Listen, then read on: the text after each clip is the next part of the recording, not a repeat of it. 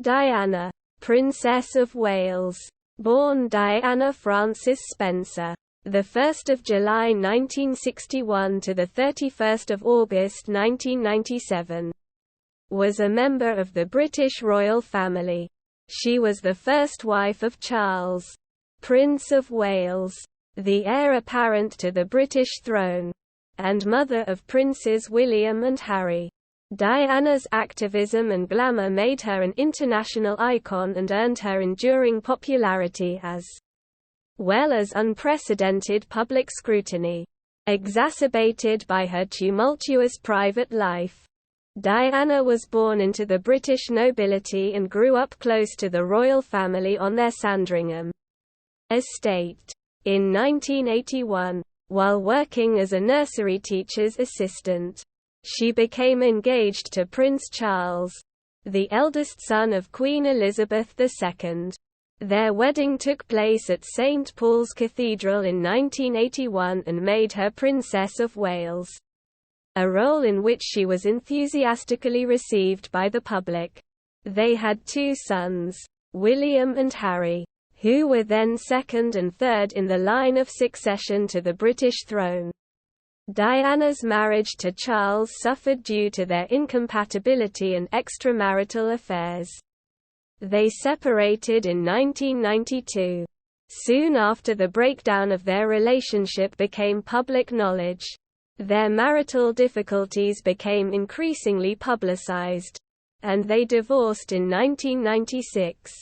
As Princess of Wales, Diana undertook royal duties on behalf of the Queen and represented her at functions across the Commonwealth realms. She was celebrated in the media for her unconventional approach to charity work. Her patronages initially centered on children and the elderly, but she later became known for her involvement in two particular campaigns that involved the social attitudes towards and the acceptance of AIDS patients, and the campaign promoted through the International Red Cross for the removal of landmines.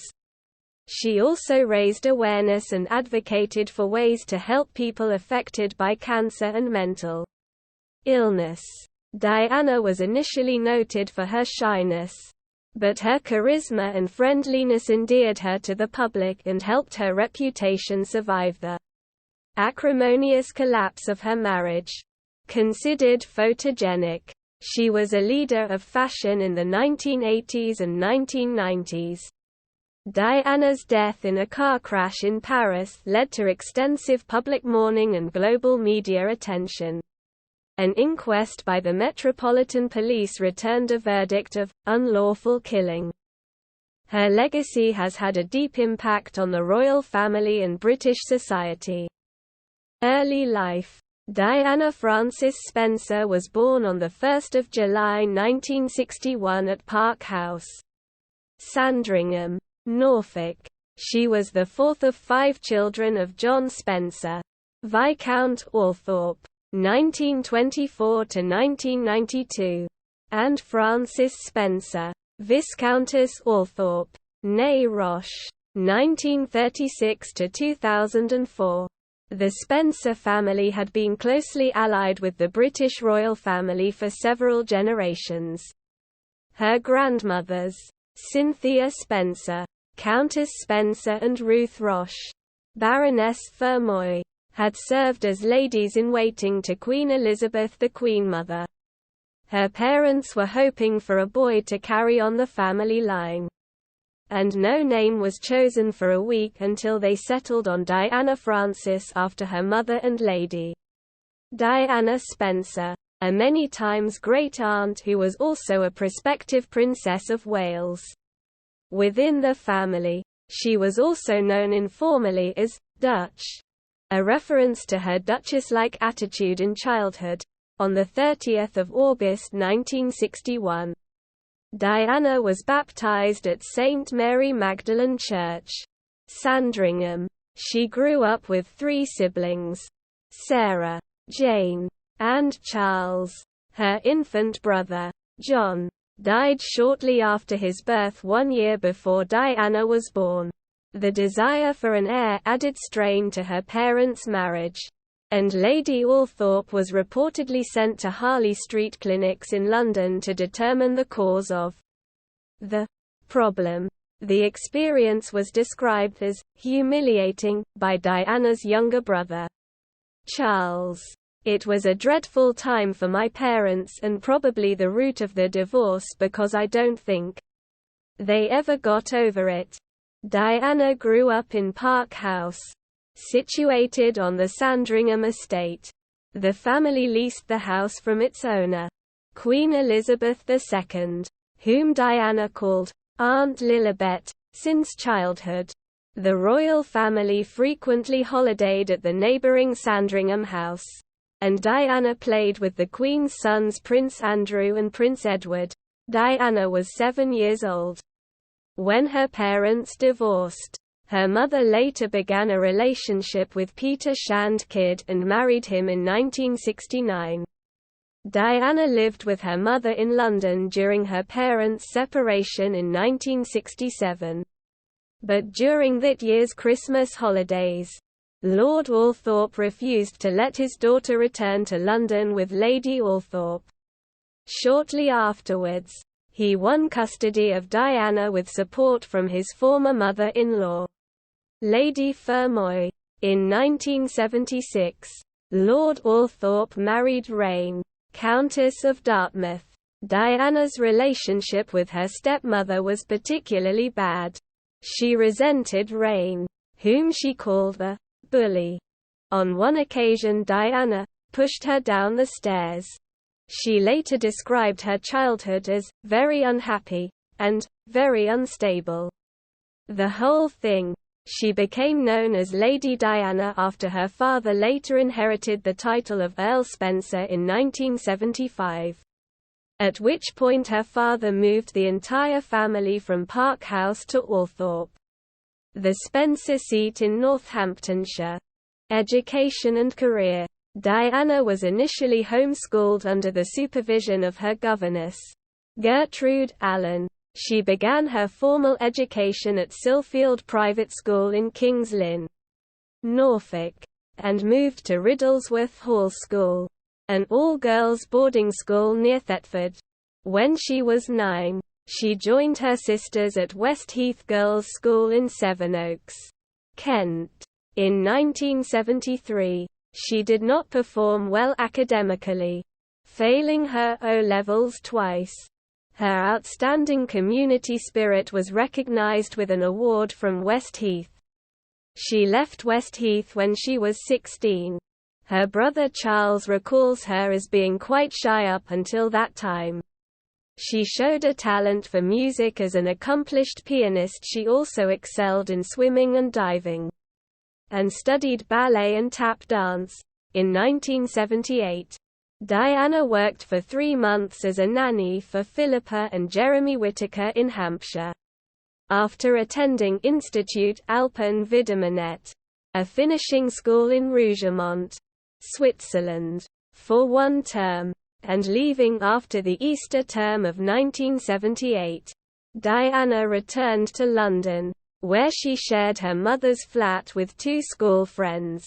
In London, she took an advanced cooking course, but seldom cooked for her roommates. She took a series of low-paying jobs. She worked as a dance instructor for youth until a skiing accident caused her to miss 3 months of work. She then found employment as a playgroup preschool assistant, did some cleaning work for her sister Sarah and several of her friends, and acted as a hostess at parties. She spent time working as a nanny for the Robertsons, an American family living in London, and worked as a nursery teacher's assistant at the Young England School in Pimlico. In July 1979, her mother bought her a flat at Coleherne Court in Earl's Court as an 18th birthday present. She lived there with 3 flatmates until 25 February 1981. Marriage. Diana first met Charles, Prince of Wales, the Queen's eldest son and heir apparent. when she was 16 in November 1977. He was then 29 and dating her older sister, Sarah. Charles and Diana were guests at a country weekend during the summer of 1980 when she watched him play polo, and he took a serious interest in her as a potential bride. The relationship progressed when he invited her aboard the royal yacht Britannia for a sailing weekend to Cowes. This was followed by an invitation to Balmoral Castle, the royal family's Scottish residence, to meet his family one weekend in November 1980. She was well received by the Queen, the Queen Mother and the Duke of Edinburgh. Charles subsequently courted Diana in London.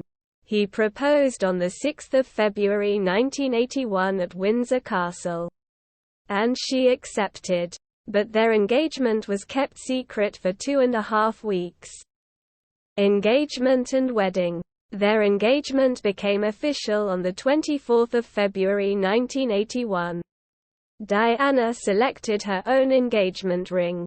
Following the engagement, she left her occupation as a nursery teacher's assistant and lived for a short period at Clarence House, which was the home of the Queen Mother.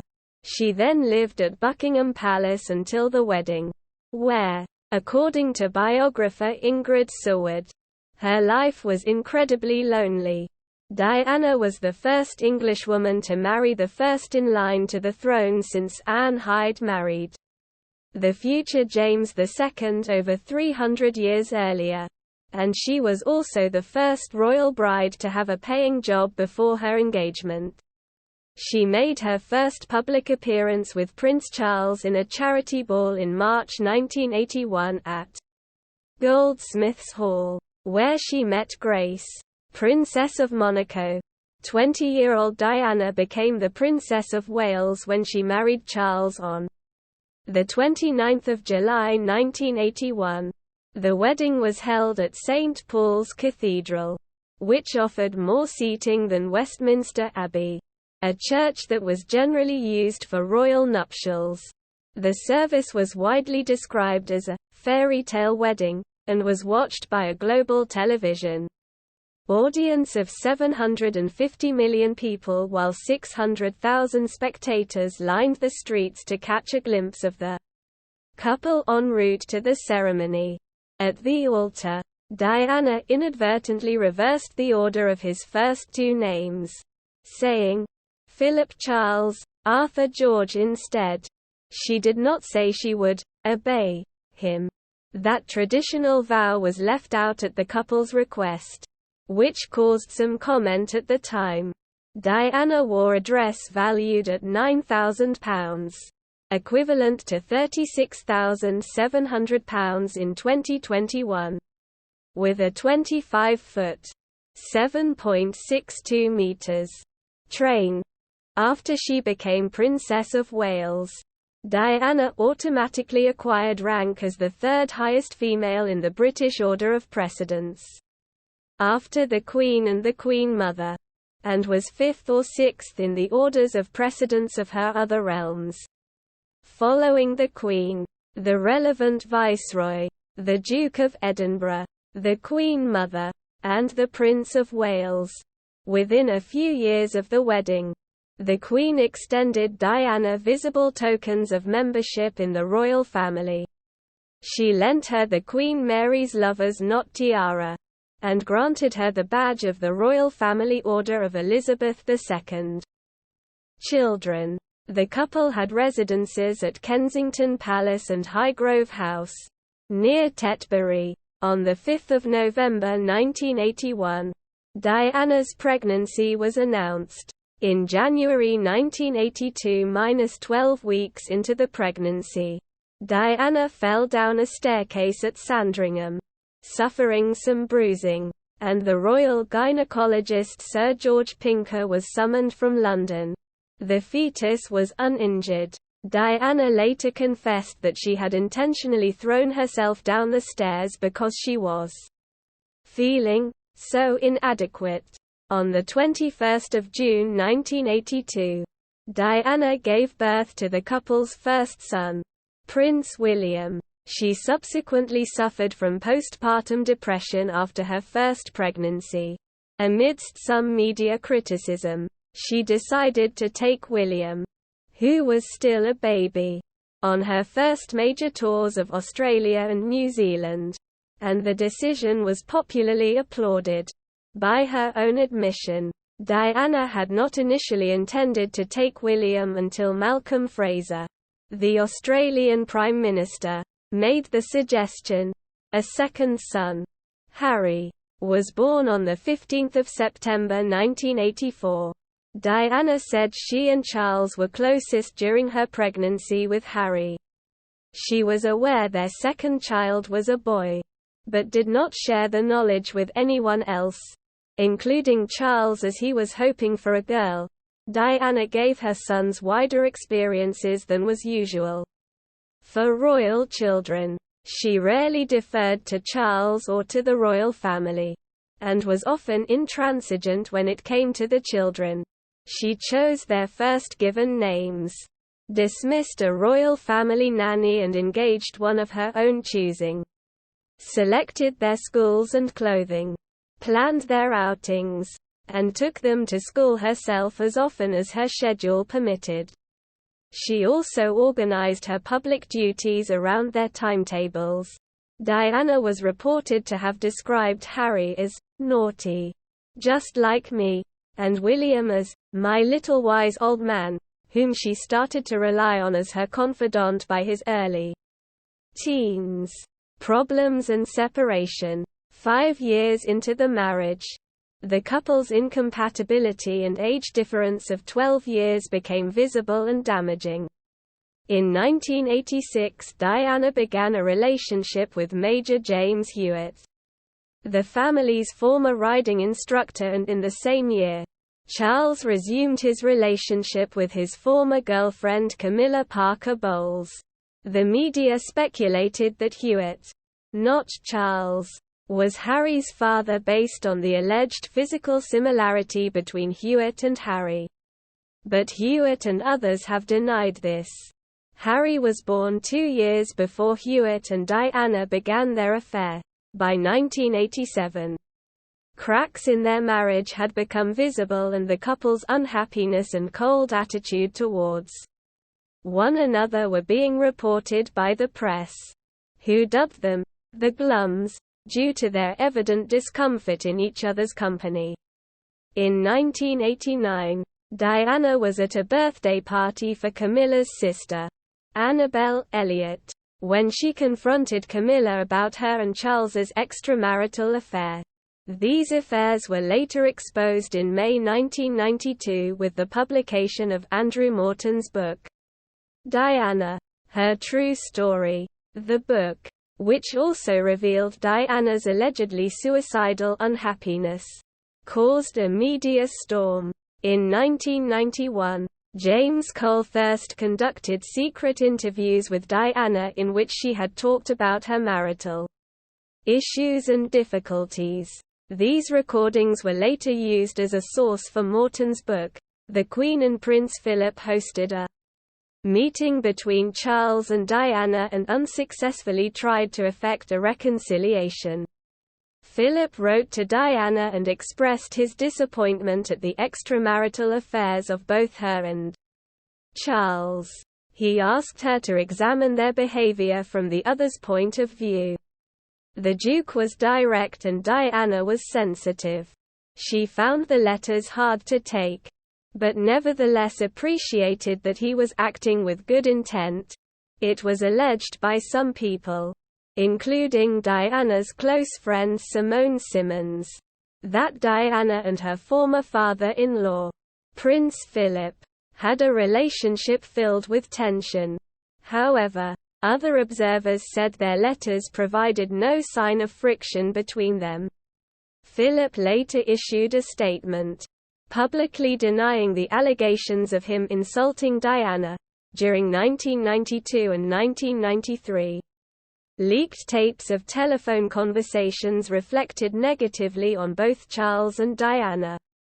Tape recordings of Diana and James Gilby were made public in August 1992. And transcripts were published the same month. The article, "Squidgy Gate," was followed in November 1992 by the leaked Camilla Gate tapes. Intimate exchanges between Charles and Camilla, published in the tabloids.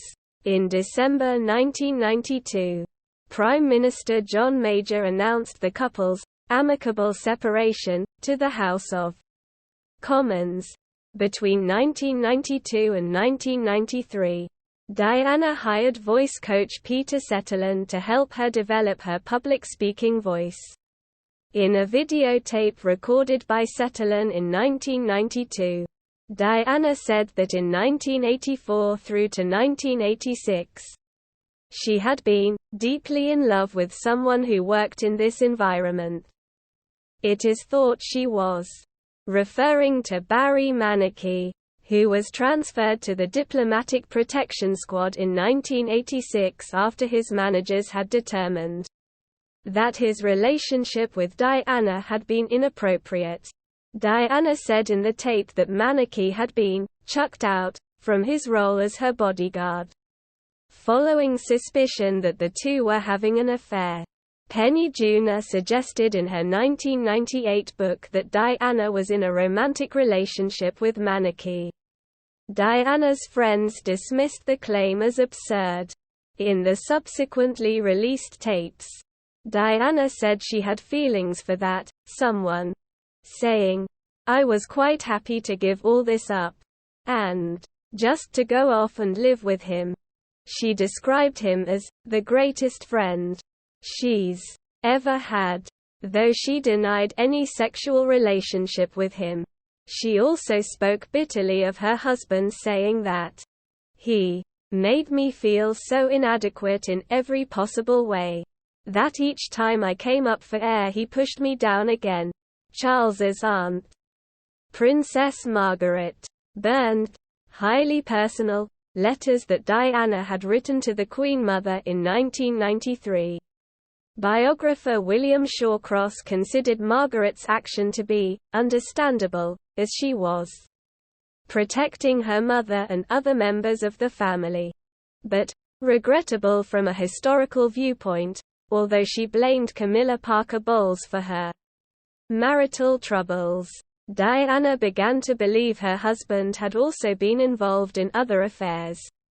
In October 1993, Diana wrote to her butler Paul Burrell, telling him that she believed her husband was now in love with his personal assistant Tiggy Legbork, who was also his son's former nanny, and was planning to have her killed, to make the path clear for him to marry Tiggy. Legbork had been hired by Charles as a young companion for his sons while they were in his care, and Diana was resentful of Legbork and her relationship with the young princes. Prince Charles sought public understanding via a televised interview with Jonathan Dimbleby on 29 June 1994. In the interview, he said he had rekindled his relationship with Camilla in 1986 only after his marriage to Diana had irretrievably broken down.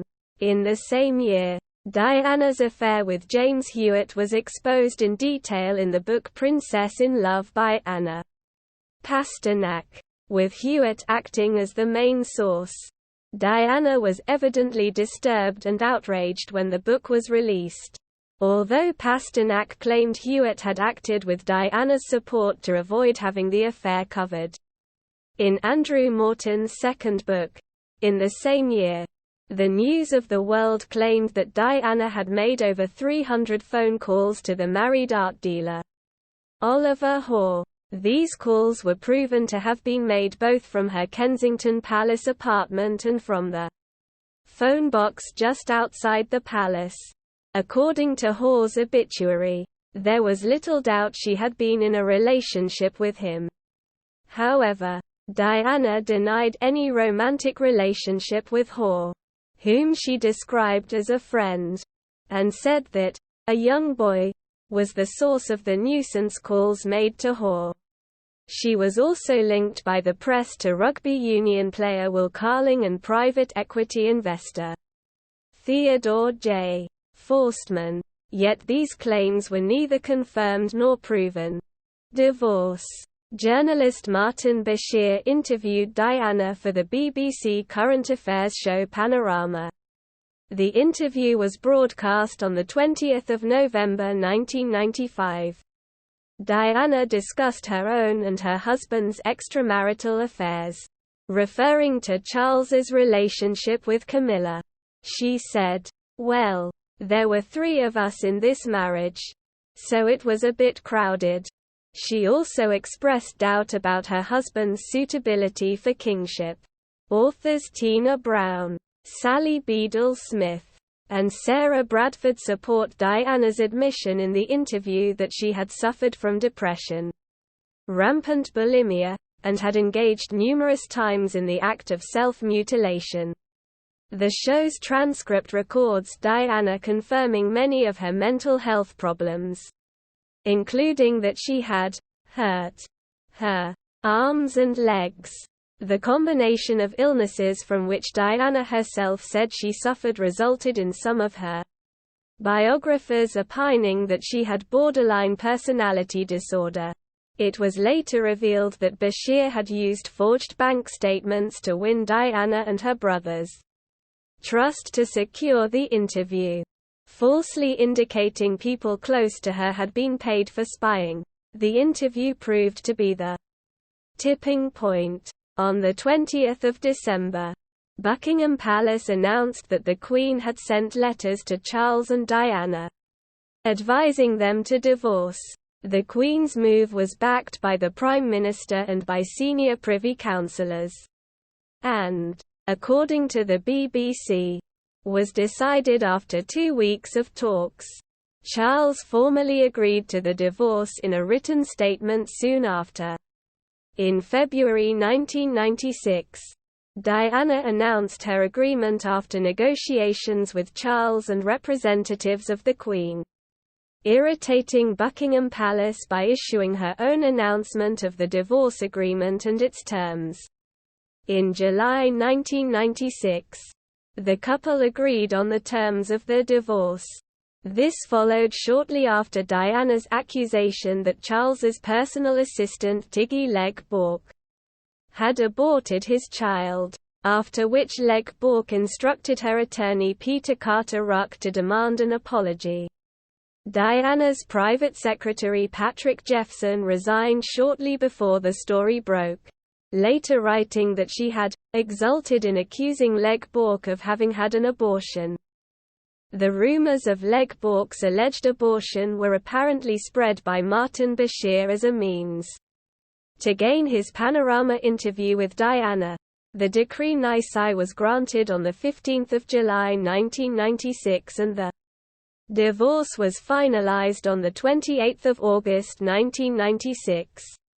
Diana was represented by Anthony Julius in the case.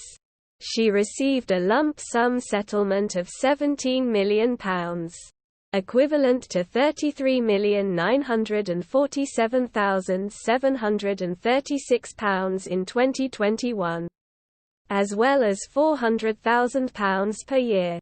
The couple signed a confidentiality agreement that prohibited him from discussing the details of the divorce or of their married life. Days before, letters patent were issued with general rules to regulate royal titles after divorce. Diana lost the style, Her Royal Highness, and instead was styled Diana, Princess of Wales, as the mother of the prince expected to one day ascend to the throne. She continued to be regarded as a member of the royal family and was accorded the same precedence she enjoyed during her marriage.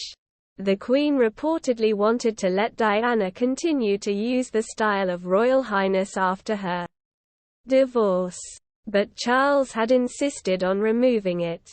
Prince William was reported to have reassured his mother, "Don't worry, Mummy, I will give it back to you one day when I am king." almost a year before. According to Tina Brown, Prince Philip had warned Diana, "If you don't behave, my girl, we'll take your title away."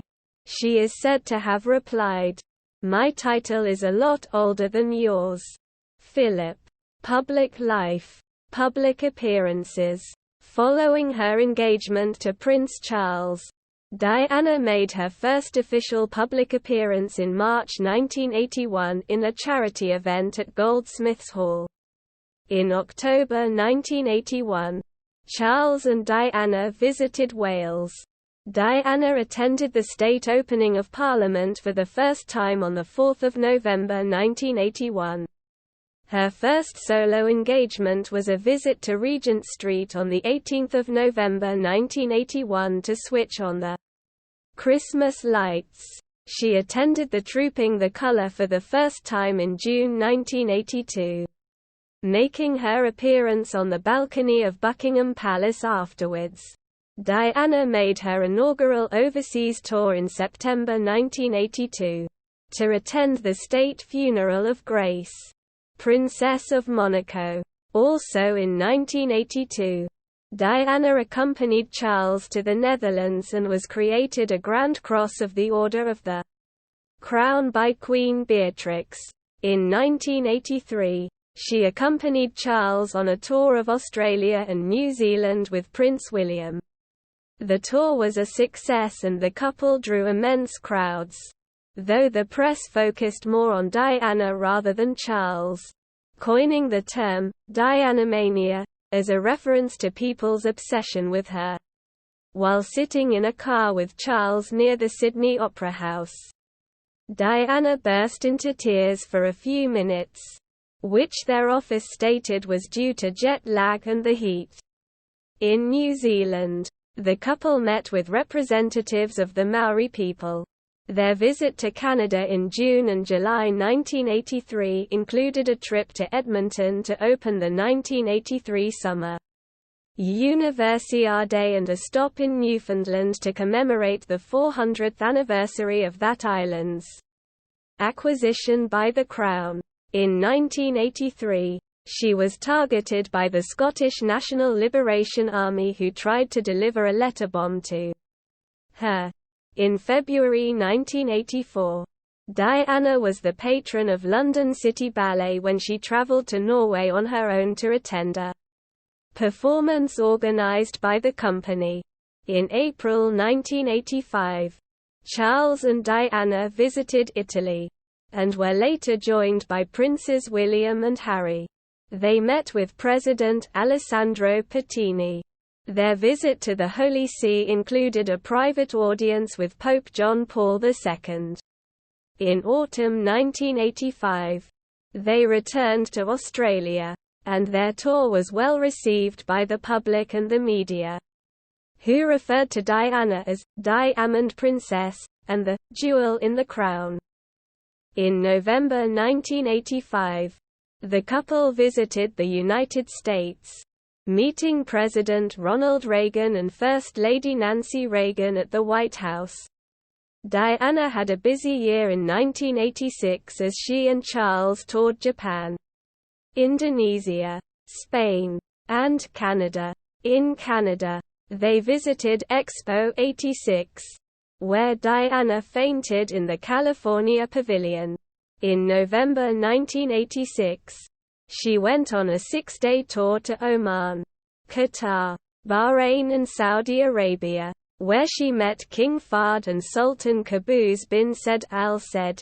In 1988, Charles and Diana visited Thailand and toured Australia for the bicentenary celebrations. In February 1989, she spent a few days in New York as a solo visit, mainly to promote the works of the Welsh National Opera, of which she was a patron. During a tour of Harlem Hospital Center, she made a profound impact on the public by spontaneously hugging a 7-year-old child with AIDS. In March 1989, she had her second trip to the Arab Gulf states, in which she visited Kuwait and the UAE. In March 1990, Diana and Charles toured Nigeria and Cameroon. The President of Cameroon hosted an official dinner to welcome them in Yaoundé. Highlights of the tour included visits by Diana to hospitals and projects focusing on women's development. In May 1990, they visited Hungary for 4 days. It was the first visit by members of the royal family to a former Warsaw Pact country. They attended a dinner hosted by President Orpade and viewed a fashion display at the Museum of Applied Arts in Budapest. Peto Institute was among the places visited by Diana, and she presented its director with an honorary OBE. In November 1990, the royal couple went to Japan to attend the enthronement of Emperor Akihito. In her desire to play an encouraging role during the Gulf War, Diana visited Germany in December 1990 to meet with the families of soldiers. She subsequently traveled to Germany in January 1991 to visit RAF Bruggen, and later wrote an encouraging letter which was published in Soldier, Navy News and RAF News. In 1991, Charles and Diana visited Queen's University in Kingston, Ontario, where they presented the university with a replica of their royal charter. In September 1991, Diana visited Pakistan on a solo trip, and went to Brazil with Charles. During the Brazilian tour, Diana paid visits to organizations that battled homelessness among street children. Her final trips with Charles were to India and South Korea in 1992. She visited Mother Teresa's hospice in Kolkata, India. The two women met later in the same month in Rome and developed a personal relationship. It was also during the Indian tour that pictures of Diana alone in front of the Taj Mahal made headlines. In May 1992, she went on a solo tour of Egypt, visiting the Giza Pyramid complex and attending a meeting with Egyptian President Hosni Mubarak. In November 1992, she went on an official solo trip to France and had an audience with President François Mitterrand. In March 1993, she went on her first solo trip after her separation from Charles, visiting a leprosy hospital in Nepal where she met and came into contact with some patients, marking the first time they had ever been touched by a dignitary who had come to visit. In December 1993, she announced that she would withdraw from public life, but in November 1994 she said she wished to make a partial return. In her capacity as the Vice President of British Red Cross, she was interested in playing an important role for its 125th anniversary celebrations. Later, the Queen formally invited her to attend the anniversary celebrations of D-Day. In February 1995, Diana visited Japan. She paid a formal visit to Emperor Akihito and Empress Michiko, and visited the National Children's Hospital in Tokyo. In June 1995, Diana went to the Venice Biennale Art Festival, and also visited Moscow where she received the International Leonardo Prize. In November 1995, Diana undertook a 4-day trip to Argentina to attend a charity event. She visited many other countries, including Belgium, Switzerland, and Zimbabwe, alongside numerous others. During her separation from Charles, which lasted for almost 4 years, Diana participated in major national occasions as a senior member of the royal family, notably including the commemorations of the 50th anniversaries of Victory in Europe Day and Victory over Japan Day. In 1995, her 36th and final birthday celebration was held at Tate Gallery. which was also a commemorative event for the gallery's 100th anniversary. In July 1997, Diana attended Gianni Versace's funeral in Milan, Italy. Charity work and patronage. In 1983, she confided to the Premier of Newfoundland, Brian Peckford, "I am finding it very difficult to cope with the pressures of being Princess of Wales. But I am learning to cope with it." She was expected to make regular public appearances at hospitals, schools, and other facilities in the 20th century model of royal patronage. From the mid-1980s, she became increasingly associated with numerous charities. She carried out 191 official engagements in 1988 and 397 in 1991. Diana developed an intense interest in serious illnesses and health-related matters outside the purview of traditional royal involvement, including AIDS and leprosy. In recognition of her effect as a philanthropist, Stephen Lee, director of the UK Institute of Charity Fundraising Managers, said, "Her overall effect on charity is probably more significant than any other person's in the 20th century. She was the patroness of charities and organizations who worked with the homeless, youth, drug addicts, and the elderly." From 1989, she was president of Great Ormond Street Hospital for Children. She was patron of the Natural History Museum and president of the Royal Academy of Music. From 1984 to 1996, she was president of Barnardo's, a charity founded by Dr. Thomas John Barnardo in 1866 to care for vulnerable children and young people. In 1988, she became patron of the British Red Cross and supported its organisations in other countries such as Australia and Canada. She made several lengthy visits each week to Royal Brompton Hospital, where she worked to comfort seriously ill or dying patients. From 1991 to 1996, she was a patron of Headway, a brain injury association. In 1992, she became the first patron of Chester Childbirth Appeal, a charity she had supported since 1984. The charity, which is named after one of Diana's royal titles, could raise over £1 million with her help.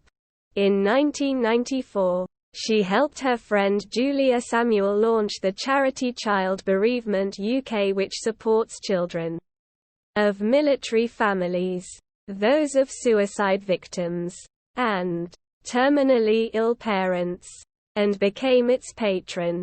Prince William later replaced his mother as the charity's royal patron. Her patronages also included Landmine Survivors Network, Help the Aged, the National Hospital for Neurology and Neurosurgery, the British Lung Foundation, Eureka, joint patron with Prince Charles, the National Children's Orchestra, British Red Cross Youth, the Guinness Trust, Meningitis Trust, the Malcolm Sargent Cancer Fund for Children, the Royal School for the Blind, Welsh National Opera, the Variety Club of New Zealand, Birthright, the British Deaf Association, for which she learned sign language, All England Lawn Tennis and Croquet Club, Anglo-European College of Chiropractic, Royal Anthropological Institute of Great Britain and Ireland, Royal National Orthopaedic Hospital, British Sports Association for the Disabled, British Youth Opera, Faculty of Dental Surgery of the Royal College of Surgeons of England, London City Ballet, London Symphony Orchestra, Preschool Playgroups Association, as well as president or patron of other charities. In 1987, Diana was awarded the Honorary Freedom of the City of London, the highest honor which is in the power of the City of London to bestow on someone. In June 1995, she traveled to Moscow. She paid a visit to a children's hospital she had previously supported when she provided them with medical equipment. In Moscow, she received the International Leonardo Prize, which is given to the most distinguished patrons and people in the arts, medicine, and sports. In December 1995, Diana received the United Cerebral Palsy Humanitarian of the Year Award in New York City for her philanthropic efforts.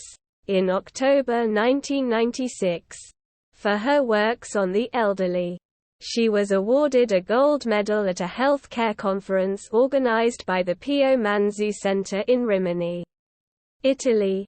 The day after her divorce, she announced her resignation from over 100 charities and retained patronages of only 6. Centrepoint, English National Ballet, Great Ormond Street Hospital, the Leprosy Mission, National AIDS Trust, and the Royal Marsden Hospital. She continued her work with the British Red Cross anti-personnel landmines campaign, but was no longer listed as patron. In May 1997, Diana opened the Richard Attenborough Centre for Disability and the Arts in Leicester, after being asked by her friend Richard Attenborough. In June 1997, some of her dresses and suits were sold at Christie's auction houses in London and New York, and the proceeds that were earned from these events were donated to charities.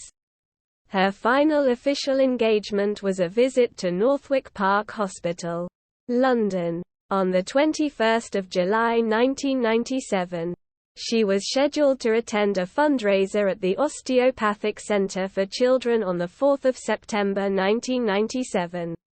Upon her return from Paris, HIV, AIDS, Diana began her work with AIDS patients in the 1980s.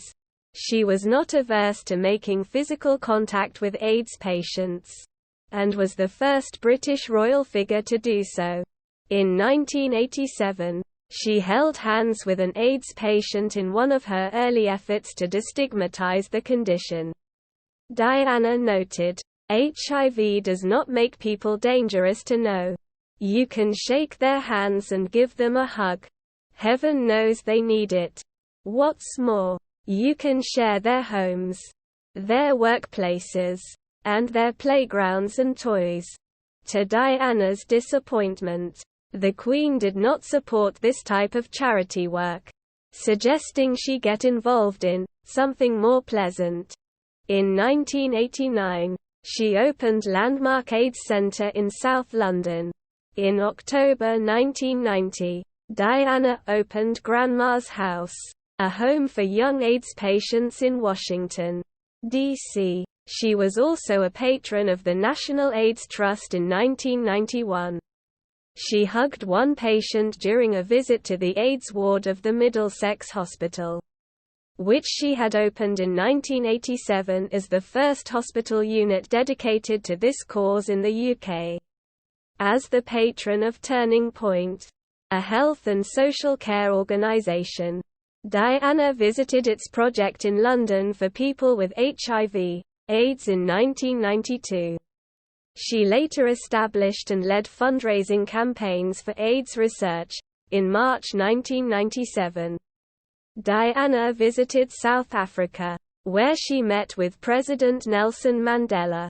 On 2 November 2002, Mandela announced that the Nelson Mandela Children's Fund would be teaming up with the Diana, Princess of Wales Memorial Fund to help people with AIDS. They had planned the combination of the two charities a few months before her death. Mandela later praised Diana for her efforts surrounding the issue of HIV/AIDS. When she stroked the limbs of someone with leprosy or sat on the bed of a man with HIV/AIDS and held his hand, she transformed public attitudes and improved the life chances of such people. Diana had used her celebrity status to fight stigma attached to people living with HIV/AIDS. Mandela said. In 2009, a panel including Sir Ian McKellen and Alan Hollinghurst chose Diana's portrait to be shown in the Gay Icons exhibition at the National Portrait Gallery, London. In October 2017, The Attitude magazine honoured Diana with its Legacy Award for her HIV/AIDS work. Prince Harry accepted the award on behalf of his mother. Landmines. Diana was the patron of the Halo Trust, an organisation that removes debris, particularly landmines, left behind by war. In January 1997, pictures of Diana touring an Angolan minefield in a ballistic helmet and flak jacket were seen worldwide. During her campaign, she was accused of meddling in politics and called a loose cannon by Earl Howe, an official in the British Ministry of Defence. Despite the criticism, Halo states that Diana's efforts resulted in raising international awareness about landmines and the subsequent sufferings caused by them. In June 1997, she gave a speech at a landmines conference held at the Royal Geographical Society, and traveled to Washington, D.C. to help promote the American Red Cross Landmines campaign. From 7 to 10 August 1997, just days before her death, she visited Bosnia and Herzegovina with Jerry White and Ken Rutherford of the Landmine Survivors Network. Her work on the landmines issue has been described as influential in the signing of the Ottawa Treaty, which created an international ban on the use of anti-personnel landmines. Introducing the second reading of the Landmines Bill 1998 to the British House of Commons. The Foreign Secretary, Robin Cook, paid tribute to Diana's work on landmines. All honourable members will be aware from their postbags of the immense contribution made by Diana, Princess of Wales, to bringing home to many of our constituents the human costs of landmines. The best way in which to record our appreciation of her work, and the work of NGOs that have campaigned against landmines, is to pass the bill, and to pave the way towards a global ban on landmines. A few months after Diana's death in 1997, the international campaign to ban landmines won the Nobel Peace Prize, Cancer. For her first solo official trip, Diana visited the Royal Marsden NHS Foundation Trust, a cancer treatment hospital in London. She later chose this charity to be among the organisations that benefited from the auction of her clothes in New York. The Trust's communications manager said she did much to remove the stigma and taboo associated with diseases such as cancer, AIDS, HIV and leprosy. Diana became president of the hospital on 27 June 1989. The Wolfson Children's Cancer Unit was opened by Diana on 25 February 1993. In February 1996, Diana, who had been informed about a newly opened cancer hospital built by Imran Khan, traveled to Pakistan to visit its children's cancer wards and attend a fundraising dinner in aid of the charity in Lahore. She later visited the hospital again in May 1997. In June 1996, she traveled to Chicago in her capacity as president of the Royal Marsden Hospital in order to attend a fundraising event at the Field Museum of Natural History and raised more than £1 million for cancer research. She additionally visited patients at the Cook County Hospital and delivered remarks at a conference on breast cancer at the Northwestern University Pritzker School of Law after meeting a group of breast cancer researchers. In September 1996, After being asked by Katharine Graham, Diana went to Washington and appeared at a White House breakfast in respect of the Nina Hyde Center for Breast Cancer Research. She also attended an annual fundraiser for breast cancer research organized by the Washington Post. At the same center, in 1988, Diana opened Children with Leukemia, later renamed Children with Cancer UK, in memory of 2 young cancer victims in November 1987. A few days after the death of Gina Gorman from cancer, Diana met her family. The deaths of Jean and her brother affected her, and she assisted their family to establish the charity. It was opened by her on 12 January 1988 at Mill Hill Secondary School, and she supported it until her death in 1997. Other areas. In November 1989, Diana visited a leprosy hospital in Indonesia. Following her visit, she became patron of the Leprosy Mission, an organization dedicated to providing medicine, treatment, and other support services to those who are afflicted with the disease. She remained the patron of this charity and visited several of its hospitals around the world, especially in India, Nepal, Zimbabwe and Nigeria until her death in 1997. She touched those affected by the disease when many people believed it could be contracted through casual contact. It has always been my concern to touch people with leprosy, trying to show in a simple action that they are not reviled, nor are we repulsed. She commented. The Diana Princess of Wales Health Education and Media Centre in Noida, India, was opened in her honour in November 1999. Funded by the Diana Princess of Wales Memorial Fund to give social support to the people affected by leprosy and disability, Diana was a long-standing and active supporter of Centrepoint, a charity which provides accommodation and support to homeless people, and became patron in 1992. She supported organizations that battle poverty and homelessness, including The Passage. Diana was a supporter of young homeless people and spoke out on behalf of them by saying that they deserve a decent start in life. We, as a part of society, must ensure that young people, who are our future, are given the chance they deserve, she said. Diana used to take young William and Harry for private visits to Centrepoint services and homeless shelters. The young people at Centrepoint were always really touched by her visits and by her genuine feelings for them, said one of the charity's staff members. Prince William later became the patron of this charity.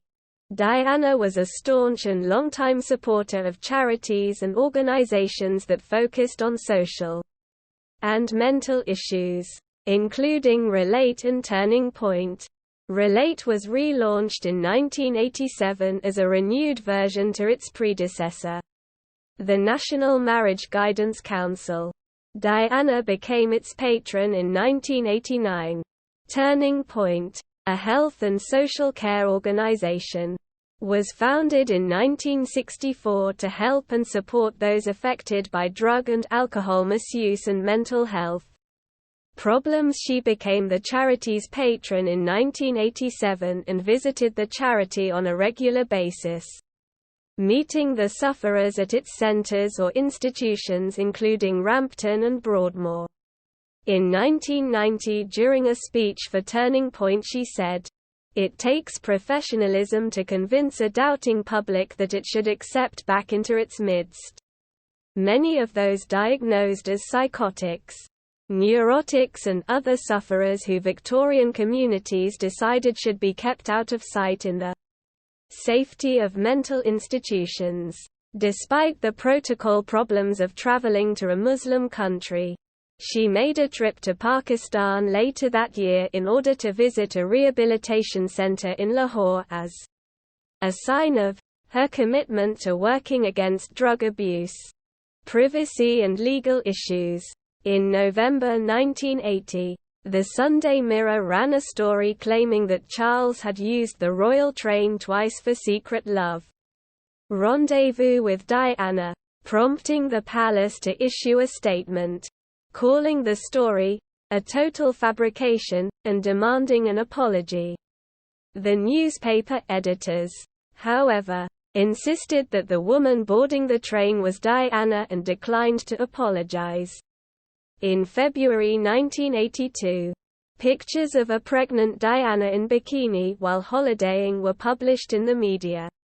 The Queen subsequently released a statement and called it the blackest day in the history of British journalism. In 1993, Mirror Group newspapers, MGN, published photographs of Diana that were taken by gym owner Bryce Taylor.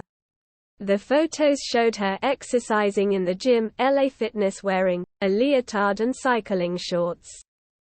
Diana lawyers immediately filed a criminal complaint that sought a permanent ban on the sale and publication of the photographs around the world. However, some newspapers outside the UK published the pictures. The courts granted an injunction against Taylor and MGN that prohibited further publication of the pictures. MGN later issued an apology after facing much criticism from the public and gave Diana £1 million as a payment for her legal costs, while donating £200,000 to her charities. LA Fitness issued its own apology in June 1994, which was followed by Taylor apologizing in February 1995 and giving up the £300,000 he had made from the sale of pictures in an out-of-court settlement about a week before the case was set to start. It was alleged that a member of the royal family had helped him financially to settle out of court. In 1994, pictures of Diana sunbathing topless at a Costa del Sol hotel were put up for sale by a Spanish photography agency for a price of £1 million. In 1996, a set of pictures of a topless Diana while sunbathing appeared in the Mirror, which resulted in a furore about invasion of privacy. In the same year, she was the subject of a hoax call by Victor Lewis Smith, who pretended to be Stephen Hawking, though the full recorded conversation was never released. Personal life after divorce. After her 1996 divorce, Diana retained the double apartment on the north side of Kensington Palace that she had shared with Charles since the first year of their marriage. The apartment remained her home until her death the following year. She also moved her offices to Kensington Palace but was permitted to use the state apartments at St James's Palace.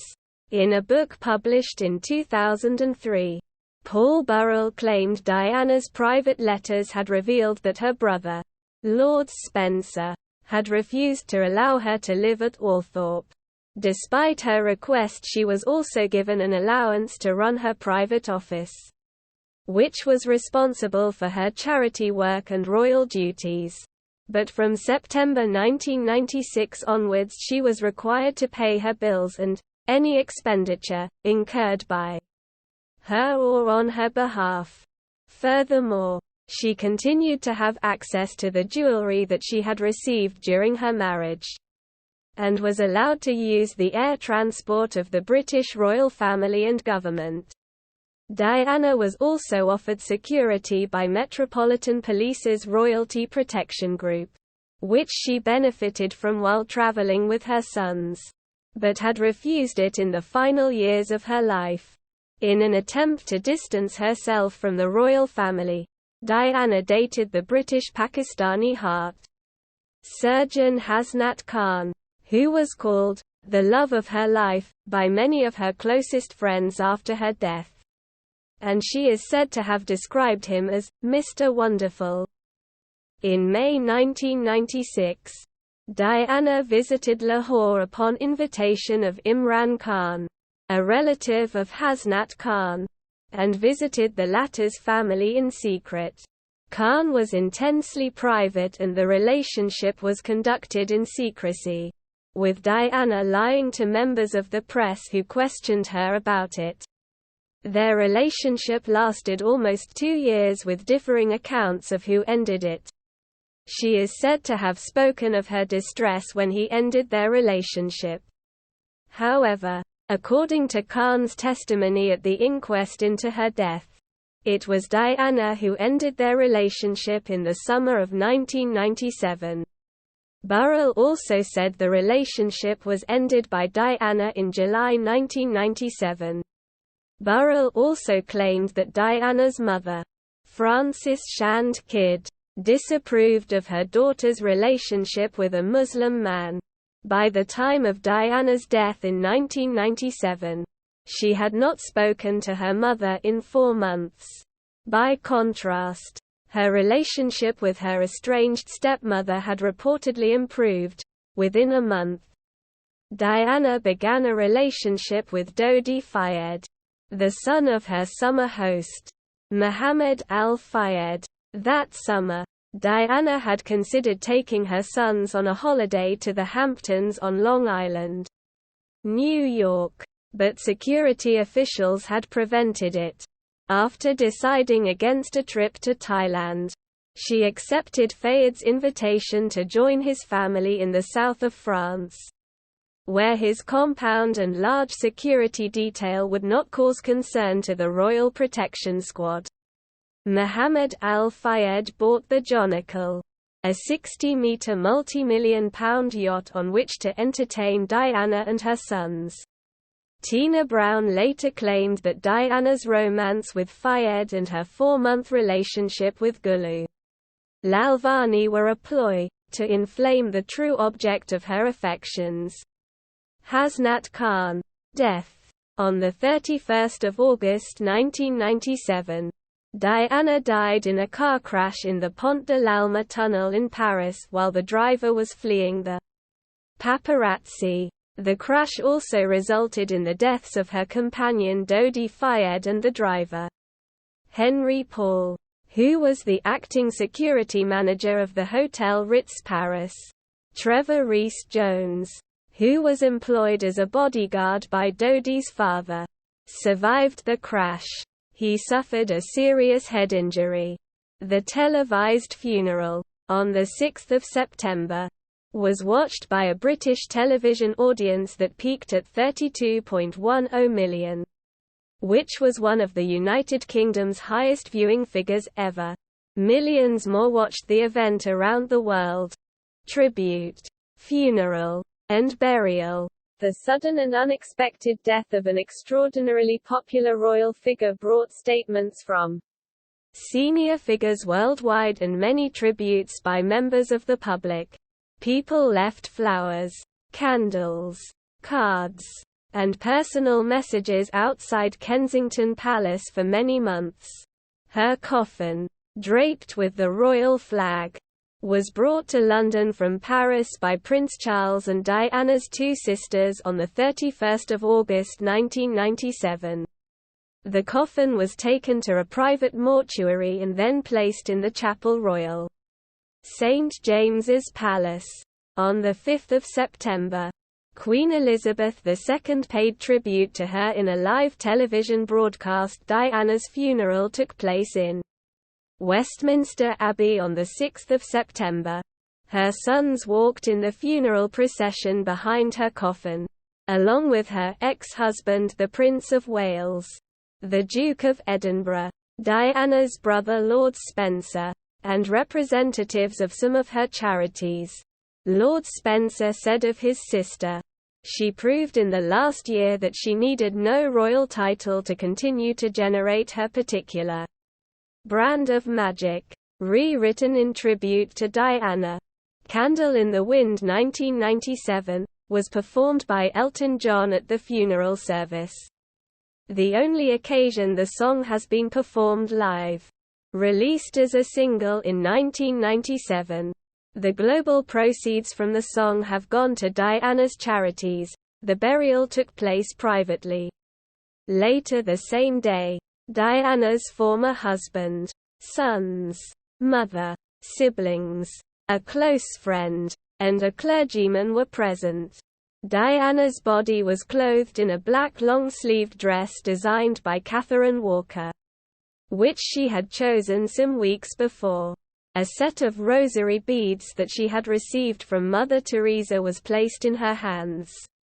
Diana's grave is on an island, 52.283082 degrees north, 1.000278 degrees west, 52.283082 minus 1.000278, within the grounds of Althorpe Park, the Spencer family home for centuries. The burial party was provided by the 2nd Battalion, the Princess of Wales's Royal Regiment, who carried Diana's coffin across to the island and laid her to rest. Diana was the regiment's Colonel-in-Chief from 1992 to 1996. The original plan was for Diana to be buried in the Spencer family vault at the local church in nearby Great Brington, but Lord Spencer said he was concerned about public safety and security and the onslaught of visitors that might overwhelm Great Brington. He decided Diana would be buried where her grave could be easily cared for and visited in privacy by William, Harry, and other relatives. Conspiracy theories. Inquest and verdict. The initial French judicial investigation concluded that the crash was caused by Paul's intoxication, reckless driving, speeding, and effects of prescription drugs. In February 1998, Mohammed al-Fayed, father of Dodi Fayed, publicly said the crash, which killed his son, had been planned and accused MI6 and the Duke of Edinburgh.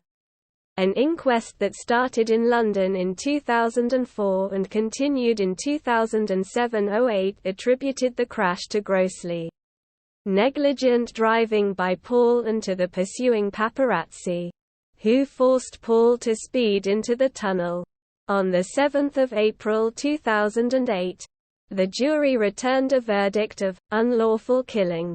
On the day after the final verdict of the inquest, Al-Fayed announced that he would end his 10-year campaign to establish that the tragedy was murder. He said he did so for the sake of Diana's children. Later events. Finances. Following her death, Diana left a £21 million estate, netting £17 million after estate taxes, which were left in the hands of trustees, her mother, and her sister, Lady Sarah. The will was signed in June 1993, but Diana had it modified in February 1996 to remove the name of her personal secretary from the list of trustees and have her sister replace him. After applying personal and inheritance taxes, a net estate of £12.9 million was left to be distributed among the beneficiaries. Her two sons subsequently inherited the majority of her estate. Each of them was left with £6.5 million, which was invested and gathered substantial interest. And an estimated £10 million was given to each son upon turning 30 years old in 2012 and 2014, respectively. Many of Diana's possessions were initially left in the care of her brother, who put him on show in Althorpe twice a year until they were returned to the princes. They were also put on display in American museums and as of 2011 raised $2 million for charities. Among the objects were her dresses and suits along with numerous family paintings, jewels and 2 diamond tiaras. Diana's engagement ring and her yellow gold watch were given to Harry and William, respectively. The brothers eventually exchanged mementos and William later passed the ring to his wife, Catherine Middleton. The ownership of Diana's wedding dress was also given to her sons, in addition to her will. Diana had also written a letter of wishes in which she had asked for 3/4 of her personal property to be given to her sons, and dividing the remaining quarter, aside from the jewelry, between her 17 godchildren. Despite Diana's wishes, the executors, her mother and sister, petitioned the probate court for a variance of the will, and the letter of wishes was ignored, because it did not contain certain language required by British law. Eventually, one item from Diana's estate was given to each of her godchildren. While they would have received £100,000 each, had a quarter of her estate been divided between them. The variance also prevented the estate from being distributed between her sons at the age of 25 but postponed it until they were 30. Diana also left her butler Paul Burrell around £50,000 in cash. Subject of government surveillance. In 1999, after the submission of a Freedom of Information Act request filed by the Internet news service apbonline.com, it was revealed that Diana had been placed under surveillance by the National Security Agency until her death, and the organization kept a top-secret file on her containing more than 1,000 pages. The contents of Diana's NSA file cannot be disclosed because of national security concerns. The NSA officials insisted Diana was not a target of their massive, worldwide electronic eavesdropping infrastructure, despite multiple inquiries for the files to be declassified, with one of the notable ones being filed by Mohammed al-Fayed.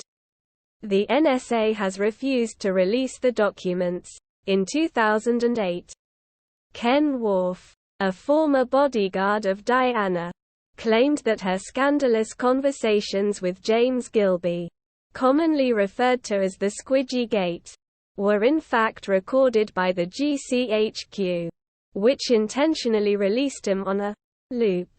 People close to Diana believed the action was intended to defame her. Worf said Diana herself believed that members of the royal family were all being monitored, though he also stated that the main reason for it could be the potential threats of the IRA.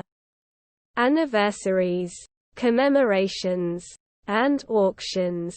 On the first anniversary of Diana's death, people left flowers and bouquets outside the gates of Kensington Palace, and a memorial service was held at Westminster Abbey. The royal family and the Prime Minister and his family went to Crathy Kirk for private prayers, while Diana's family held a private memorial service at Althorpe. All flags at Buckingham Palace and other royal residences were flown at half-mast on the Queen's orders. The Union Jack was first lowered to half-mast on the day of Diana's funeral and has set a precedent. As based on the previous protocol, no flag could ever fly at half-mast over the palace, even on the death of a monarch, since 1997. However, the Union flag, but not the royal standard, has flown at half-mast upon the deaths of members of the royal family, and other times of national mourning. The concert for Diana at Wembley Stadium was held on 1 July 2007. The event, organized by the Princes William and Harry, celebrated the 46th anniversary of their mother's birth and occurred a few weeks before the 10th anniversary of her death on 31 August. The proceeds from this event were donated to Diana's charities. On 31 August 2007, a service of thanksgiving for Diana took place in the Guards Chapel. Among the 500 guests were members of the royal family and their relatives, members of the Spencer family, her godparents and godchildren, members of her wedding party, her close friends and aides, representatives from many of her charities, British politicians Gordon Brown, Tony Blair, and John Major, and friends from the entertainment world such as David Frost, Elton John, and Cliff Richard. On 19 March 2013, 10 of Diana's dresses, including a midnight blue velvet gown she wore to a 1985 state dinner at the White House when she danced with John Travolta, which became known as the Travolta dress, raised over £800,000 at auction in London, in January 2017. A series of letters that Diana and other members of the royal family had written to a Buckingham Palace steward were sold as a part of a collection titled, The Private Letters Between a Trusted Butler and the Royal Family. The 6 letters that were written by Diana included information about her young son's daily life and raised £15,100. Another collection of 40 letters written by Diana between 1990 and 1997 was sold for £67,900 at an auction in 2021. Diana.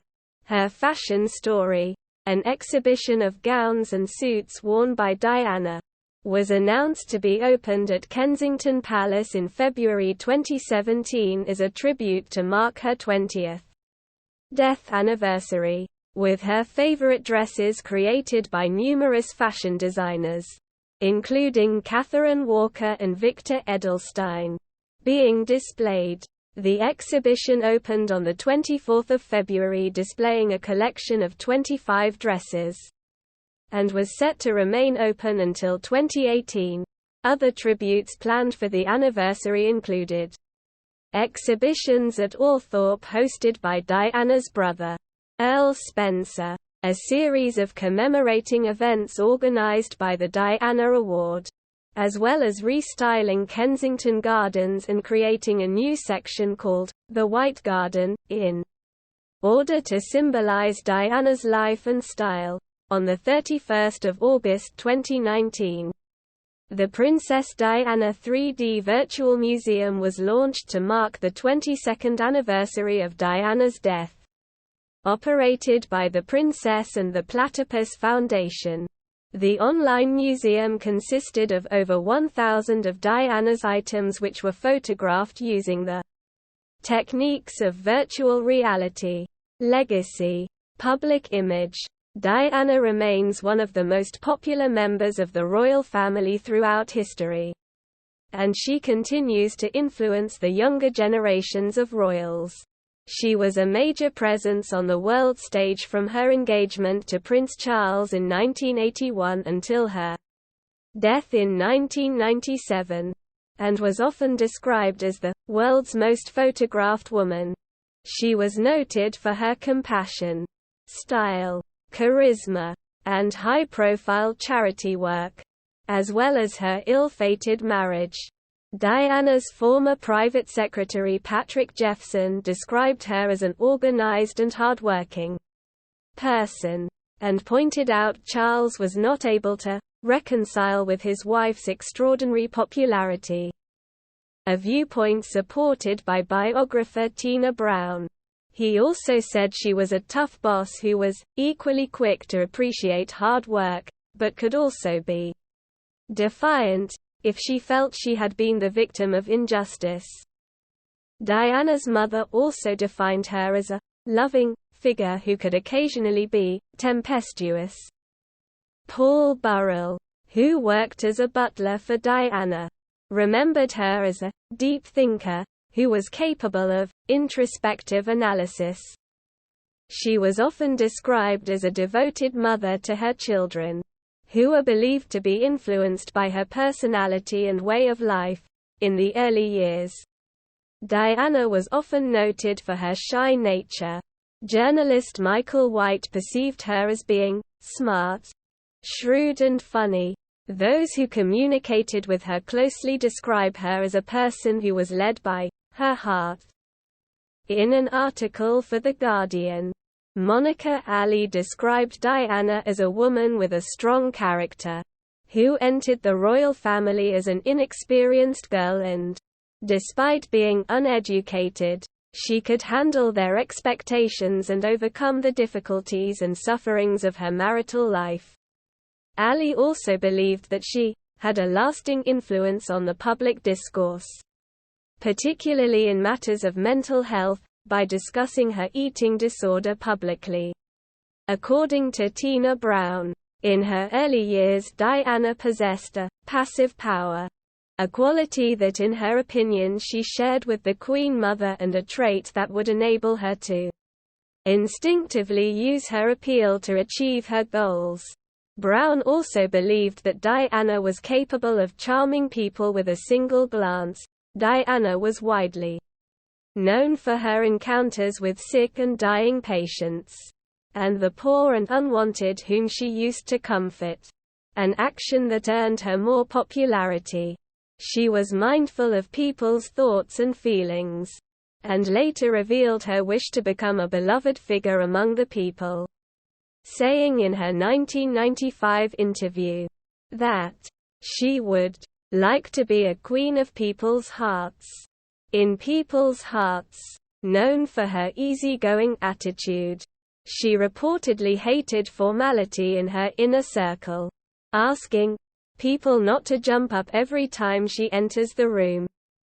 Diana is often credited with widening the range of charity works carried out by the royal family in a more modern style.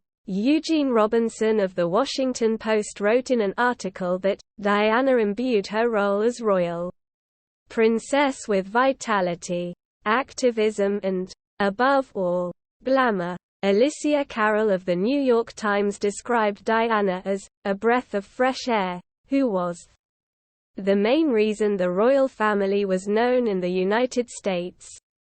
In Anthony Holden's opinion, Diana was visibly reborn after her separation from Charles, a point in her life that was described by Holden as her moment of triumph, which put her on an independent path to success.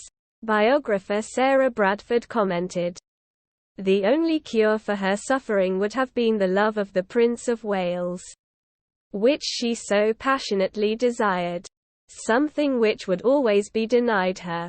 His was the final rejection. The way in which he consistently denigrated her reduced her to despair." Despite all the marital issues and scandals, Diana continued to enjoy a high level of popularity in the polls while her husband was suffering from low levels of public approval. Her peak popularity rate in the United Kingdom between 1981 and 2012 was 47%. Highly regarded by the LGBT community due to her work with gay men suffering from AIDS. Diana is considered to be a gay icon. Diana had become what Prime Minister Tony Blair called the People's Princess, an iconic national figure. He had reportedly said that she had shown the nation a new way to be British. Her sudden death brought an unprecedented spasm of grief and mourning, and subsequently a crisis arose in the royal household. Andrew Marr said that by her death she revived the culture of public sentiment, while The Guardian's Matthew Dancona dubbed Diana the Queen of the Realm of Feeling, and said that the impassioned aftermath of her death was a bold punctuation mark in a new national narrative that favored disinhibition, empathy and personal candor. Her brother, the Earl Spencer, captured her role. Diana was the very essence of compassion, of duty, of style, of beauty. All over the world she was a symbol of selfless humanity. All over the world, a standard-bearer for the rights of the truly downtrodden. A very British girl who transcended nationality. Someone with a natural nobility who was classless and who proved in the last year that she needed no royal title to continue to generate her particular brand of magic. In 1997, Diana was one of the runners-up for Time magazine's Person of the Year. In 1999, Time magazine named Diana one of the 100 most important people of the 20th century. In 2002, Diana ranked third on the BBC's poll of the 100 Greatest Britons, above the Queen and other British monarchs. In 2003, VH1 ranked her at number 9 on its 200 Greatest Pop Culture Icons list, which recognizes the folks that have significantly inspired and impacted American society.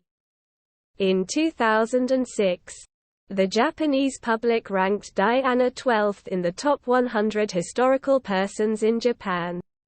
In 2018, Diana ranked 15th on the BBC History's poll of 100 women who changed the world. In 2020, Time magazine included Diana's name on its list of 100 Women of the Year. She was chosen as the Woman of the Year 1987 for her efforts in destigmatizing the conditions surrounding HIV/AIDS patients. Despite being regarded as an iconic figure and a popular member of the royal family, Diana was subject to criticism during her life. Patrick Jeffson, her private secretary of 8 years, wrote in an article in the Daily Telegraph that Diana had an extra quality that frustrated her critics during her lifetime and has done little to soften their disdain since her death. Diana was criticized by philosophy professor Anthony O'Hear, who in his notes argued that she was unable to fulfill her duties. Her reckless behavior was damaging the monarchy, and she was self-indulgent in her philanthropic efforts. Following his remarks, charity organizations that were supported by Diana defended her, and Peter Luff called O'Hear's comments distasteful and inappropriate. Further criticism surfaced as she was accused of using her public profile to benefit herself, which in return demeaned her royal office. Diana's unique type of charity work, which sometimes included physical contact with people affected by serious diseases, occasionally had a negative reaction in the media. Diana's relationship with the press and the paparazzi has been described as ambivalent. On different occasions she would complain about the way she was being treated by the media, mentioning that their constant presence in her proximity had made life impossible for her, whereas at other times she would seek their attention and hand information to reporters herself. Writing for The Guardian, Peter Conrad suggested that it was Diana who let the journalists and paparazzi into her life as she knew they were the source of her power. Thus, she overburdened herself with public duties, and destroyed the border between private and public life. This view was supported by Christopher Hitchens, who believed that, in pursuit of a personal solution to an unhappy private life, she became an assiduous leaker to the press. Tina Brown argued that Diana was in no way a vulnerable victim of media manipulation, and she found it offensive to present the canny, resourceful Diana as a woman of no agency, as either a foolish, duped child or the hapless casualty of malevolent muckrakers. Nevertheless, Diana also used the media's interest in her to shine light on her charitable efforts and patronages. Sally Beadle-Smith characterized Diana as unpredictable, egocentric, and possessive. Smith also argued that in her desire to do charity works she was motivated by personal considerations, rather than by an ambitious urge to take on a societal problem. Eugene Robinson, however, said that Diana was serious about the causes she espoused. According to Sarah Bradford, Diana looked down on the House of Windsor, whom she reportedly viewed as jumped-up foreign princelings, and called them the Germans. Some observers, including Prime Minister Tony Blair, characterized her as a manipulative person. Blair also described Diana as extraordinarily captivating, but an unpredictable meteor, whose death was a turning point for the monarchy. After her death, it was revealed that Diana had been in discussion with Blair about a special role that would provide a government platform for her campaigns and charities to make her capable of endorsing Britain's interests overseas. In an article written for The Independent in 1998, journalist Yvonne Roberts observed the sudden change in people's opinion of Diana after her death. From critical to complimentary, a viewpoint supported by Theodore Dalrymple, who also noticed the sudden shift from cruel personal abuse to absurdly exaggerated respect. Roberts also questioned whether she had achieved anything different from other members of the royal family and added that Diana was neither a saint nor a revolutionary figure, but may have encouraged some people to tackle issues such as landmines, AIDS and leprosy. While analyzing the impact of Diana's death and her extraordinary popularity from a gendered point of view, British historian Ludmilla Jordanova said, "To be an ideal, to be living for and on behalf of others is a terrible burden. It makes impossible, irreconcilable emotional demands. No human being can survive the complex forces that impact upon charismatic women." Jordanova also observed that Diana herself was not anti-establishment, and that is, better to remember her by trying to decipher how emotions overshadow analysis and why women are the safeguards of humanitarian feelings. Author Anne Applebaum believed that Diana has not had any impact on public opinions posthumously, an idea supported by Jonathan Freedland of The Guardian, who also wrote in his article that Diana's memory and influence started to fade away in the years after her death. While Peter Conrad, another Guardian contributor, argued that even in a decade after her death, she is still not silent, and Alan Massey of The Telegraph described Diana as the celebrity of celebrities, whose sentiments continue to shape our society. Writing for The Guardian, Monica Ali described Diana as a one-off, fascinating and flawed. Her legacy might be mixed, but it's not insubstantial. Her life was brief, but she left her mark. Style icon. Diana was a fashion icon whose style was emulated by women around the world. Ian Hollingshead of The Telegraph wrote, quote, "Diana had an ability to sell clothes just by looking at them. An early example of the effect occurred during her courtship with Charles in 1980, when sales of Hunter Wellington boots skyrocketed after she was pictured wearing a pair on the Balmoral estate. According to designers and people who worked with Diana, she used fashion and style to endorse her charitable causes, express herself and communicate. Diana remains a prominent figure for her fashion style, impacting recent cultural and style trends. The princess's fashion combined classically royal expectations with contemporary fashion trends in Britain. While on diplomatic trips, her clothes and attire were chosen to match the destination country's costumes. And while off-duty, she used to wear loose jackets and jumpers. She was always very thoughtful about how her clothes would be interpreted. It was something that really mattered to her. According to Anna Harvey, a former British Vogue editor and Diana's fashion mentor, her fashion sense originally incorporated decorous and romantic elements, with pastel shades and lush gowns. Elements of her fashion rapidly became trends. She forgoed certain traditions, such as wearing gloves during engagements, and sought to create a wardrobe that helped her to connect with the public.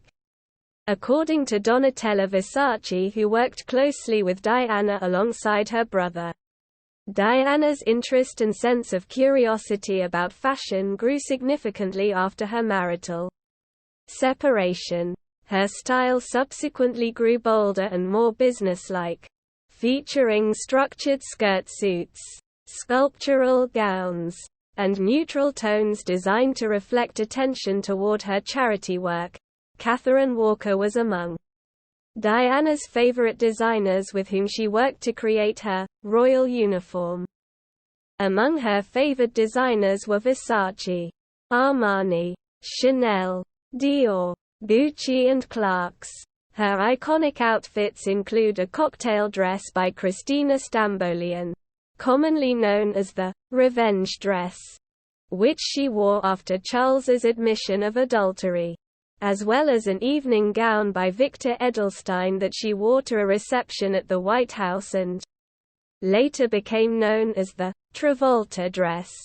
Copies of Diana's British Vogue featured pink chiffon blouse by David and Elizabeth Emanuel, which appeared on the magazine's cover on her engagement announcement day. Sold in the millions. She appeared on 2 more British Vogue covers during her lifetime and was featured on its October 1997 issue posthumously.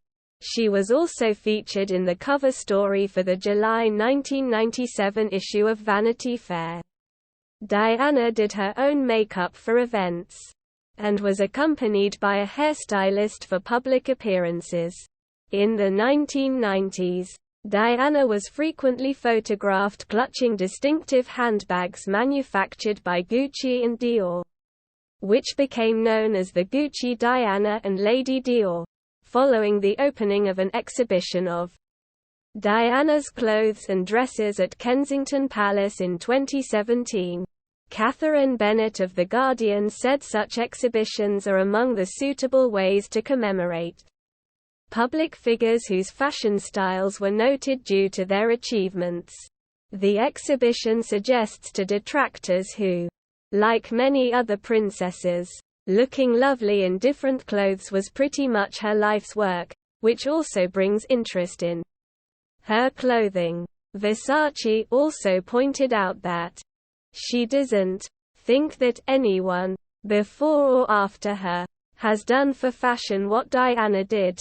One of Diana's favorite milliners, John Boyd, said, "Diana was our best ambassador for hats, and the entire millinery industry owes her a debt." Boyd's pink tricorn hat Diana wore for her honeymoon was later copied by milliners across the world and credited with rebooting an industry in decline for decades. Fashion collections for ASOS.com, Off-White and Tory Burch have been inspired by the princess's style. The princess was named to the International Best Dressed List Hall of Fame in 1989. In 2004, people cited her as one of the all-time most beautiful women. In 2012, Time included Diana on its all-time 100 fashion icons list. Memorials. Immediately after her death, many sites around the world became briefly ad hoc memorials to Diana where the public left flowers and other tributes. Her son, Prince William, has stated that the outpouring of public grief after her death changed the British psyche for the better, while journalist Alistair Campbell noted that it assisted in diminishing the stiff upper lip approach. The largest memorial was outside the gates of Kensington Palace, where people continue to leave flowers and tributes. Permanent memorials include the Diana, Princess of Wales Memorial Gardens in Regent Centre Gardens, Kirkintilloch, the Diana, Princess of Wales Memorial Fountain in Hyde Park, London, opened by Queen Elizabeth II. The Diana, Princess of Wales Memorial Playground in Kensington Gardens, London. The Diana, Princess of Wales Memorial Walk, a circular path between Kensington Gardens, Green Park, Hyde Park, and St James's Park, London. The Diana Memorial Award, established in 1999 and later relaunched in 2007 by Gordon Brown. Statue of Diana, Princess of Wales, in the sunken garden of Kensington Palace. Commissioned by Prince William and Prince Harry. The Princess Diana Memorial Austria is the first memorial dedicated to Diana, Princess of Wales, in a German-speaking country. It is placed in the garden of Schloss Kobenzl in Vienna. It was raised by reporter Ewald Wersinger. The Flame of Liberty was erected in 1989 on the Place de l'Alma in Paris above the entrance to the tunnel in which the fatal crash later occurred. It became an unofficial memorial to Diana. The Place de l'Alma was renamed Place Diana Princesse de Galles in 2019. There were two memorials inside Harrods department store, commissioned by Dodi Fayed's father, who owned the store from 1985 to 2010. The first memorial was a pyramid-shaped display containing photos of the princess and Al Fayed's son, a wine glass said to be from their last dinner, and a ring purchased by Dodi the day prior to the crash. The second, Innocent Victims, unveiled in 2005, was a bronze statue of Fayed dancing with Diana on a beach beneath the wings of an albatross. In January 2018, it was announced that the statue would be returned to the Al Fayed family. In 1998, several countries issued postage stamps commemorating Diana, including the UK, Armenia, Azerbaijan, Somalia, and Congo. In November 2002, a £4,000 bronze plaque was unveiled by L. Spencer at Northampton Guildhall as a memorial to his sister. In February 2013, OCAD University in Toronto announced that its new 25,000 square foot arts centre would be named the Princess of Wales Visual Arts Centre. Princess Diana Drive was named in her memory in Trenton, New Jersey. Diana's granddaughters, Princess Charlotte Elizabeth Diana of Cambridge, born 2015, and Lilibet Diana Mountbatten Windsor, born 2021, as well as her niece, Lady Charlotte Diana Spencer, born 2012, are named after her. On 29 September 2021, a blue plaque, placed in her honour by English Heritage, was unveiled at her former flat 60 Coleherne Court, Old Brompton Road, London. Diana in contemporary art. Before and after her death, Diana has been depicted in contemporary art. The first biopics about Diana and Charles were Charles and Diana, a royal love story, and The Royal Romance of Charles and Diana that were broadcast on American TV channels on 17 and 20 September 1981, respectively. In December 1992, ABC aired Charles and Diana, Unhappily Ever After, a TV movie about marital discord between Diana and Charles.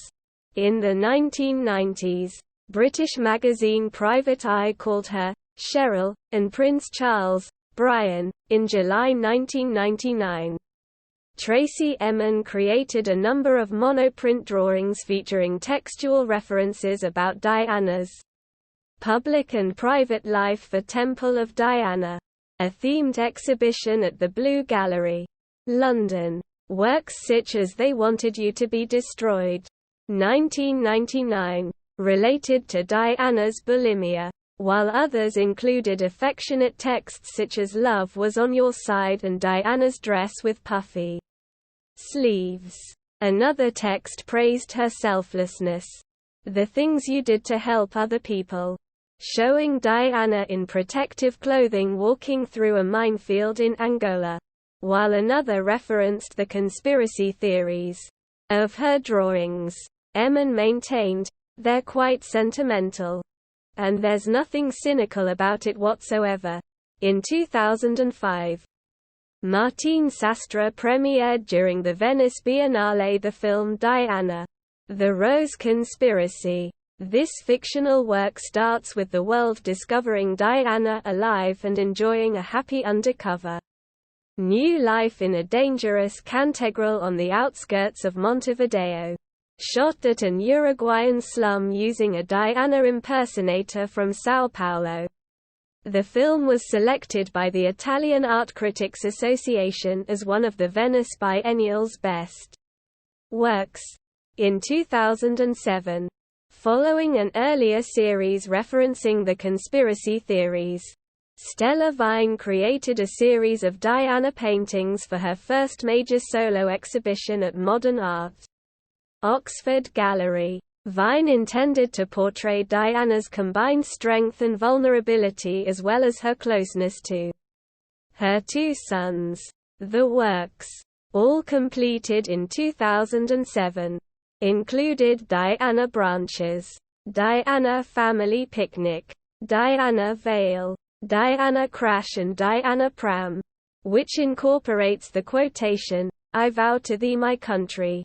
Vine asserted her own abiding attraction to the beauty and the tragedy of Diana's life. The 2007 docudrama Diana, Last Days of a Princess details the final 2 months of her life. She is portrayed by Irish actress Genevieve O'Reilly.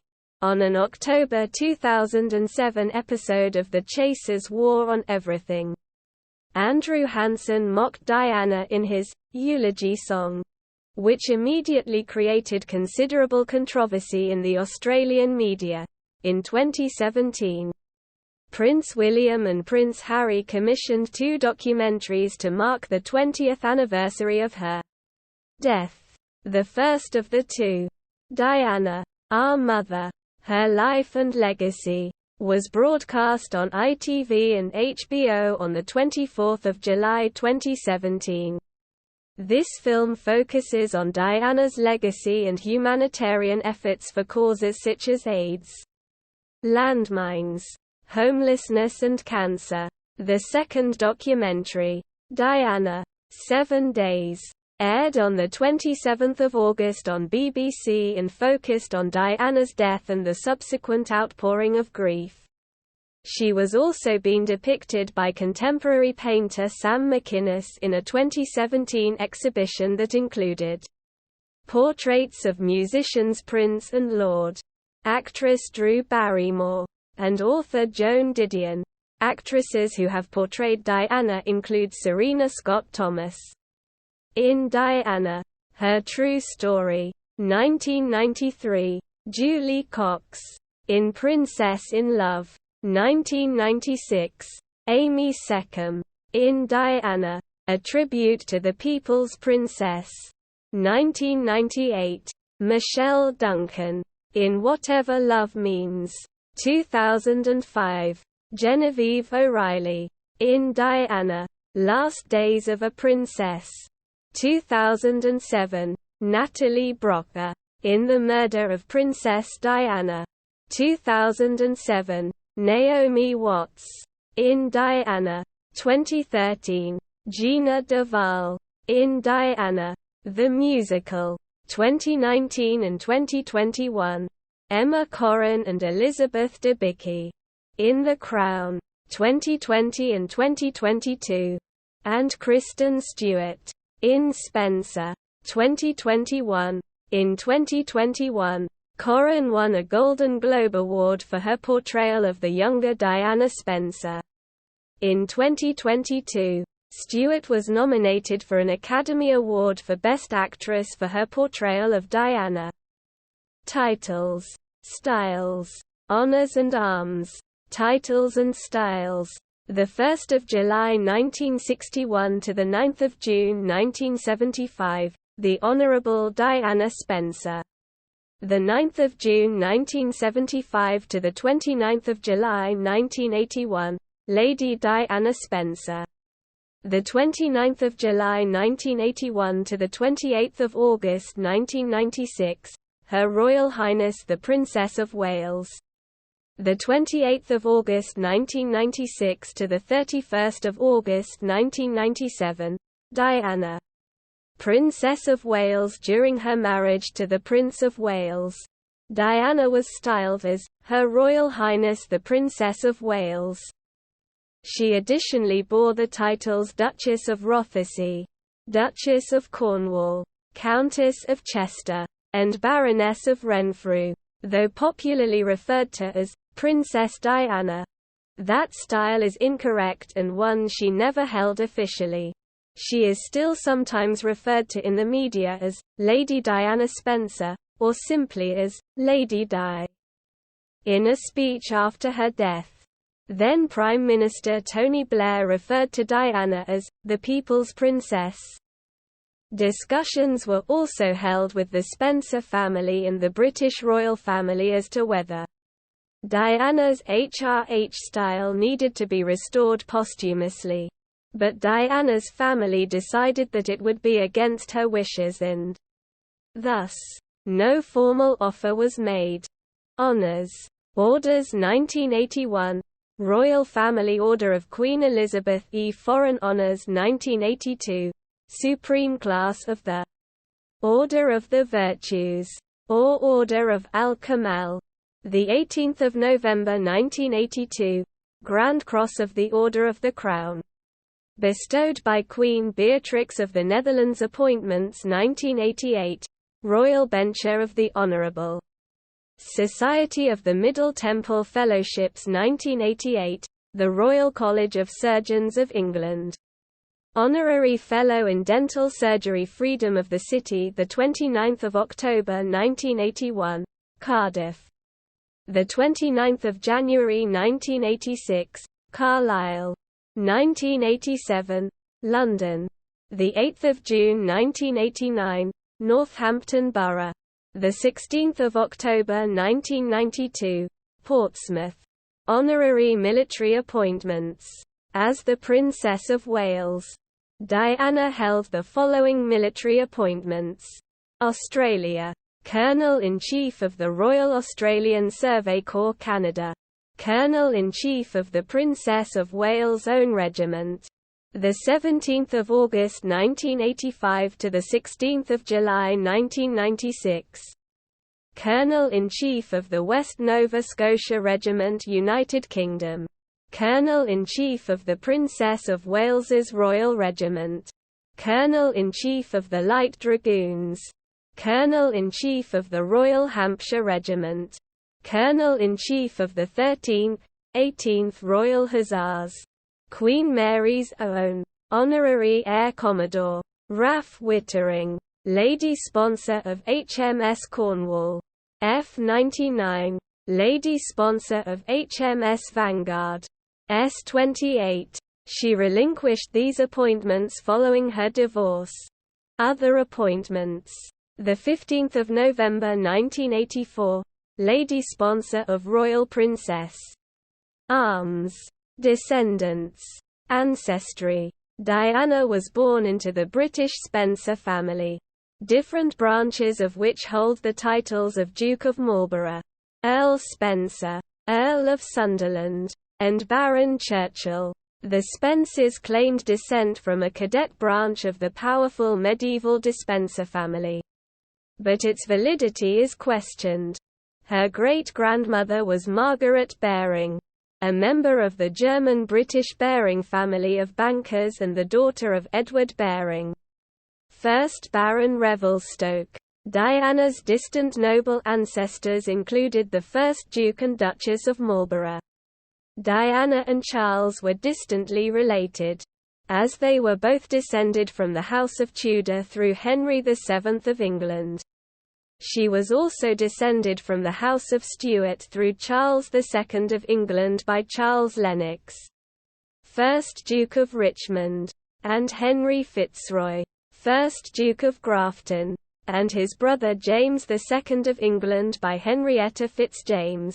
Other noble ancestors include Margaret Kirsten, granddaughter of Michael de la Pole, 2nd Earl of Suffolk, Robert Devereux, 2nd Earl of Essex, an English nobleman and a favourite of Elizabeth I of England, and Edward Seymour, 1st Duke of Somerset, a descendant of Edward III of England through his son Lionel of Antwerp, 1st Duke of Clarence.